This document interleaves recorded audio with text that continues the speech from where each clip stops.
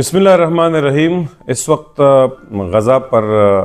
Israeli हमले और मुहासरे के बाद पूरी दुनिया के अंदर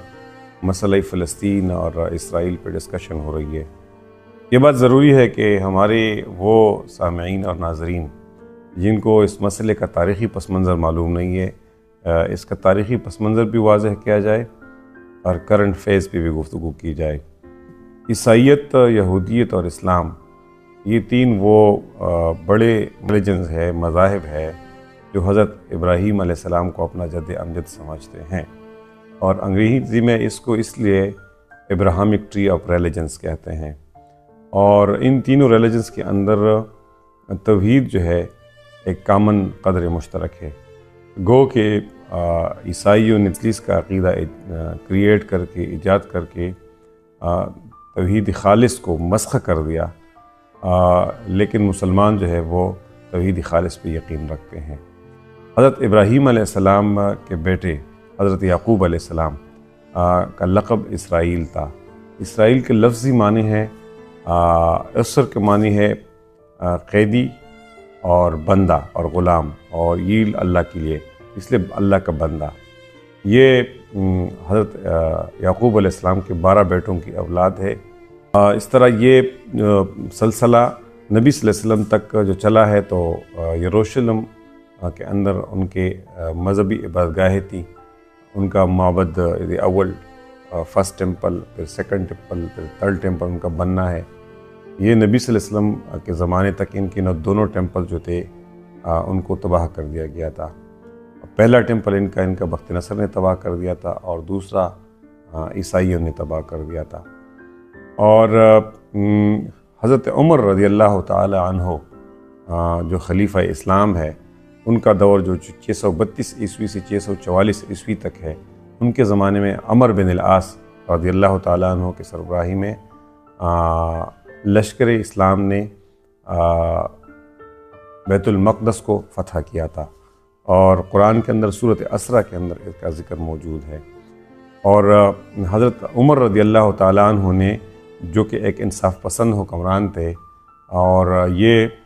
ईसाइयों से कब्ज़ा किया था, और बैतुल मक़दस में ईसाई दूसरी मज़ाहिब को इजाज़त नहीं दे रहे थे। ये इस्लाम का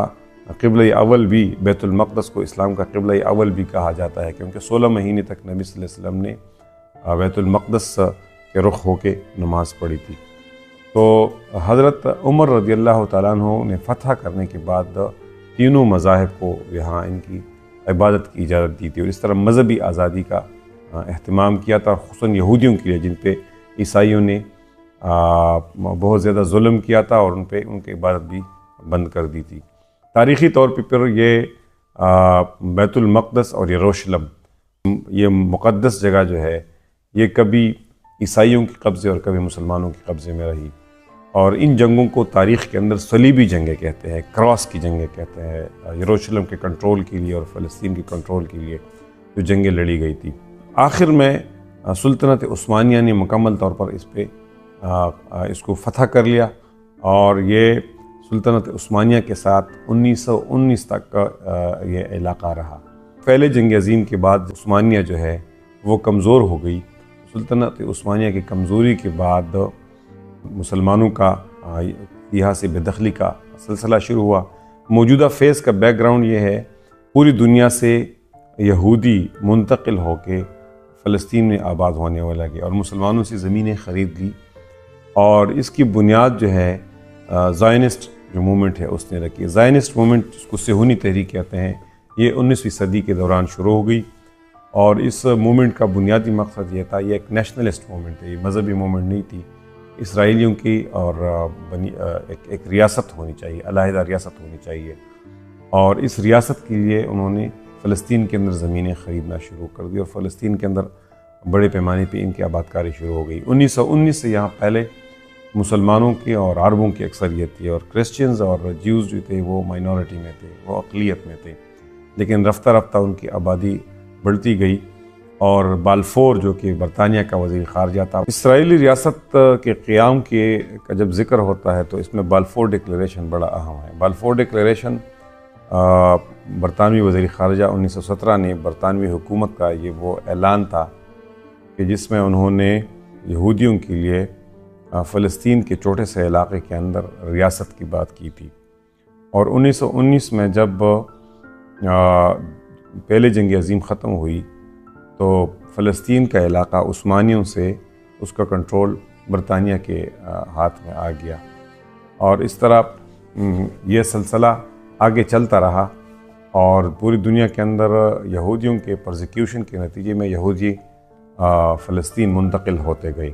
اور فلسطین میں یہودیوں کی آبادی بڑھتی گئی۔ یہودیوں کی آبادی کی بڑھنے کے نتیجے میں مسلمانوں اور یہودیوں کے درمیان کلیشز شروع ہوئی، ان کے درمیان تناؤ اور ٹینشن جو ہے وہ زور پکڑتا گیا، اور اس طرح دوسری جنگ عظیم کے بعد 1947 میں جب فلسطینیوں اور یہودیوں کے درمیان ٹینشن اور کلیشز بڑھے تو اقوام متحدہ نے 1947 میں فلسطین کو 2 ریاستوں میں تسلیم کرنے کا فیصلہ کیا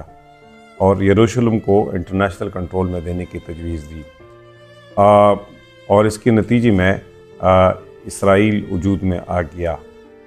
اقوام متحدہ کے اس تقسیم کو عرب ممالک نے ماننے سے انکار کر دیا، اور عربوں کا موقف تھا کہ فلسطین عربوں کی سرزمین ہے اور فلسطینیوں کا ہے، اور یہودیوں کو باہر سے لا کر آباد کرا کے ان کے گھروں پہ قبضہ کیا گیا اور ان کے علاقے اور وطن پہ قبضہ کیا گیا،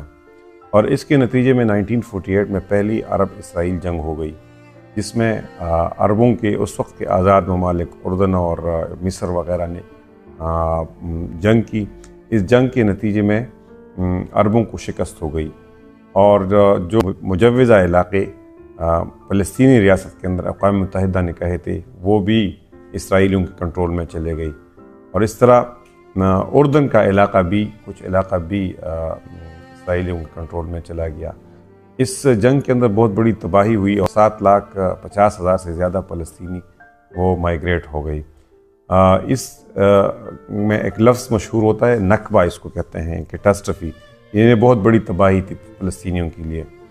اس کے بعد یہ سلسلہ آگے بڑھتا چلا گیا، اور 1967 یعنی 1967 میں دوسری عرب اسرائیل جنگ ہو گئی، اور دوسری عرب اسرائیل جنگ کے دوران بھی مسلمانوں نے اور فلسطینیوں نے مزید علاقہ لوز کیا، اور اس طرح یہ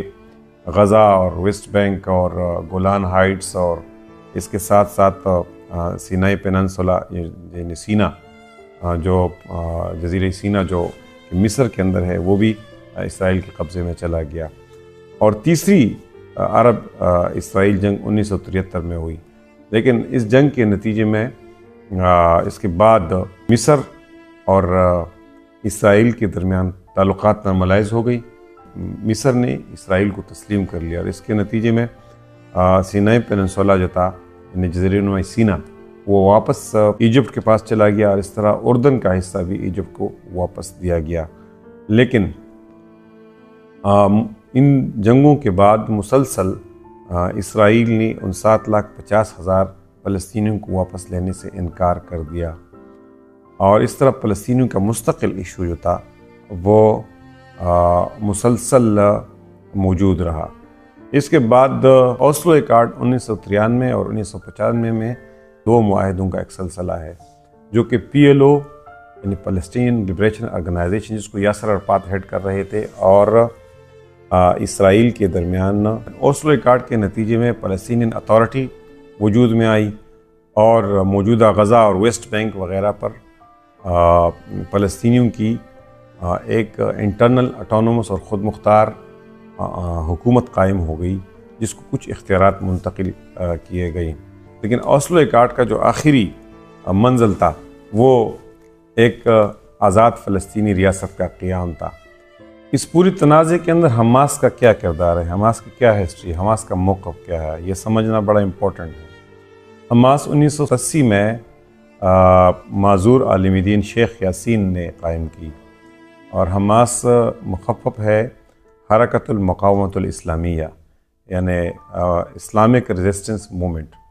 یہ حماس کی تنظیم جو ہے وہ سمجھتی ہے کہ جو 2 اسٹیٹ سلوشن یعنی 2 ریاستی حل جو اوسلو ایکارڈ کے نتیجے میں بننی تھی یا 1947 میں UN نے دی تھی، وہ اس کو تسلیم نہیں کرتے ہیں. وہ سمجھتے ہیں کہ یہودی اور اسرائیلی قابض ہے، وہ آکوپائرز ہے، اور فلسطینیوں کا علاقہ مقبوضہ علاقہ ہے. اور وہ سمجھتے ہیں کہ یہودی ریاست کا قیام وہ غیر قانونی ہے اور ناجائز ہے، کیونکہ انہوں نے عربوں کی سرزمینوں پہ قبضہ کیا ہے اور پوری دنیا سے یہودیوں کو لا کے یہاں آباد کیا ہے. ویسے یہ بات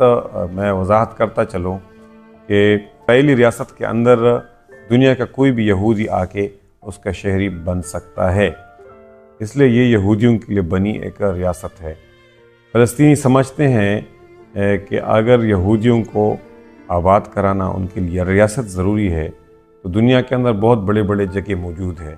وہاں ان کے لیے زمین خالی کی جائے، خالی جگہ موجود ہے، وہاں ان کا ریاست قائم کیا جائے. امریکہ کے پڑوس میں موجود ہے، افریقہ کے اندر موجود ہے، کینیڈا کے اندر موجود ہے. اس لیے وہ اسرائیل کے وجود کو حماس تسلیم نہیں کرتی ہے اور وہ 2 اسٹیٹ سلوشن کو ابھی تک نہیں مانتی ہے. جو موجودہ قضیہ ہے وہ 2006 سے آنورڈ، جب حماس کو غزہ کے اندر، پٹی کے اندر الیکشن کے ذریعے سے حکومت ملی اور پھر ان کا کنٹرول غزہ کے پٹی کے اوپر ہے. فلسطینین اتھارٹی PLA وہ بحیثیت مجموعی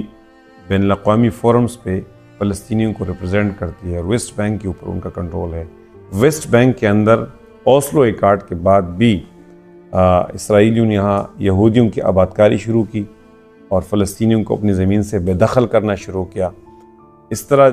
ان کا یہ جو اعلان ہے کہ اسرائیلی ریاست کا دارالخلافہ جو ہوگا وہ یروشلم ہوگا، جہاں بیت المقدس ہے، جس کو بیت المقدس کہا جاتا ہے، اور جہاں مسجد اقصیٰ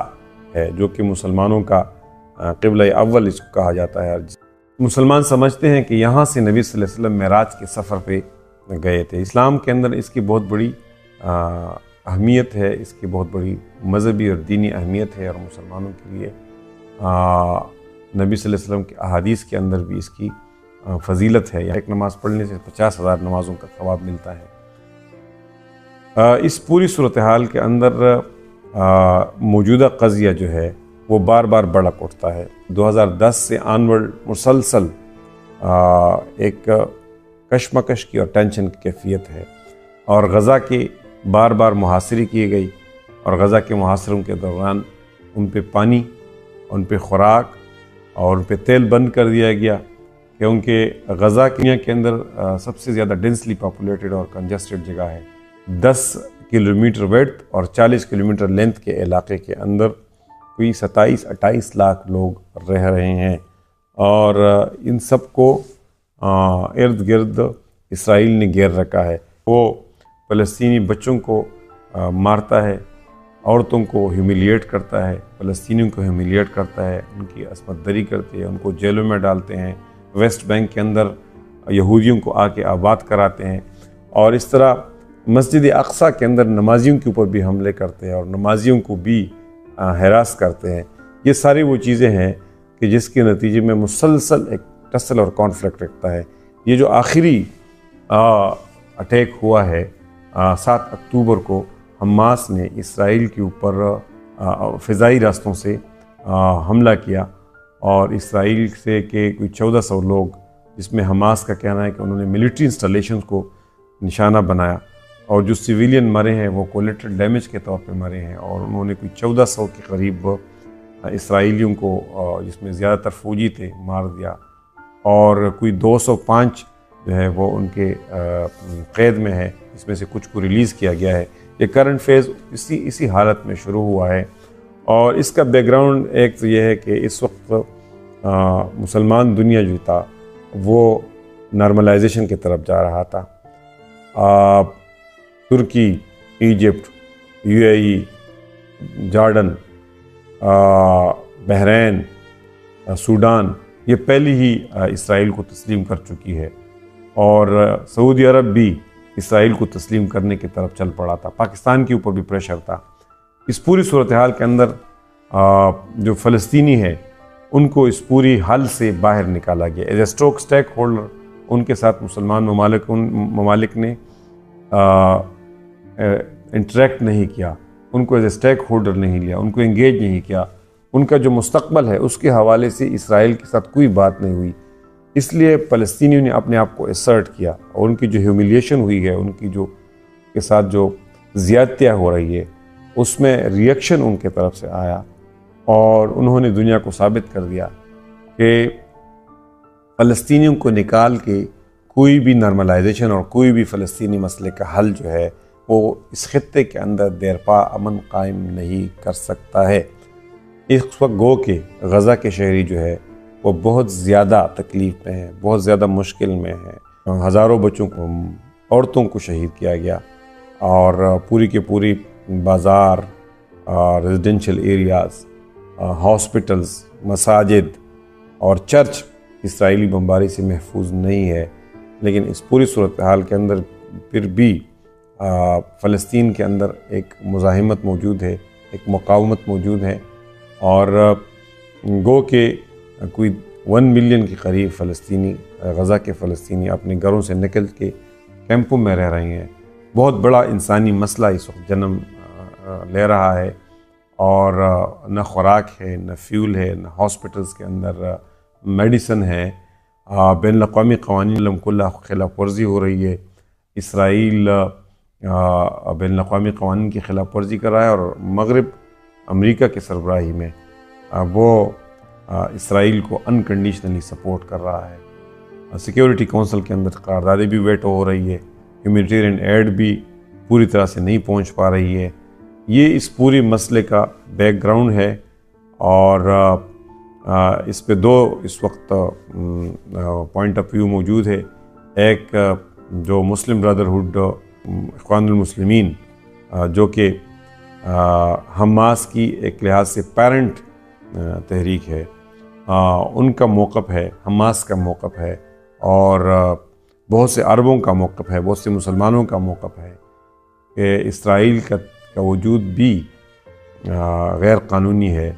اور عربوں کی زمینوں پہ قبضہ کر کے اس کو قائم کیا گیا ہے۔ اس لیے ایک مکمل آزاد فلسطینی ریاست ہی اس مسئلے کا حل ہے، اور 2 اسٹیٹ سلوشن یہ ہے کہ اس طرح ایک موقف حماس کا ہے، دوسرا موقف جو اس وقت مسلم ممالک ہیں ان کا آفیشیل موقف ہے، اقوام متحدہ کا فیصلہ ہے، اور امریکہ اور مغربی ممالک بھی اس کو تسلیم کرتی ہے، لیکن اس کی طرف عملی اقدامات نہیں اٹھاتی ہے۔ وہ 2 اسٹیٹ سلوشن ہے، یعنی کہ ایک وائبل فلسطینی ریاست قائم ہو جائے، جس کی اپنی باؤنڈریز ہو، جس کا اپنا خطہ ہو، اور مسلمان سمجھتے ہیں کہ یروشلم اس کا دارالخلافہ ہو، کیونکہ یہ مسلمانوں کے لیے مقدس ہیں، اور فلسطین ان بارڈرز پہ، ان جگہوں پہ قائم کی جائے جو 1967 سے پہلے یو این نے جس کا تعین کر دیا تھا، یو این کی قرارداد اور یو این کے فیصلوں کے نتیجے میں جس کا تعین ہوا تھا۔ یہ وہ قضیہ ہے کہ جس کے نتیجے میں پورے دنیا کے اندر ایک بے چینی، ایک تناؤ، ایک کشمکش ہے، اور پوری دنیا کے اندر اس وقت فلسطینیوں کے لیے جلسے اور جلوس اور مظاہرے ہو رہے ہیں، اور سوشل میڈیا اور الیکٹرانک اور پرنٹ میڈیا پہ بھی دونوں طرف سے ڈسکشن اور ڈیبیٹ بھی ہو رہی ہے، اور جنگ بھی ہو رہی ہے۔ میں نے کوشش کی ہے کہ اس ویڈیو کلپ کے اندر اس پوری قضیے کا تاریخی پس منظر اور موجودہ فیز کے اوپر گفتگو کرو۔ امید رکھتا ہوں کہ میری اس گفتگو کے نتیجے میں اس مسئلے کو سمجھنے میں مدد ملے گی۔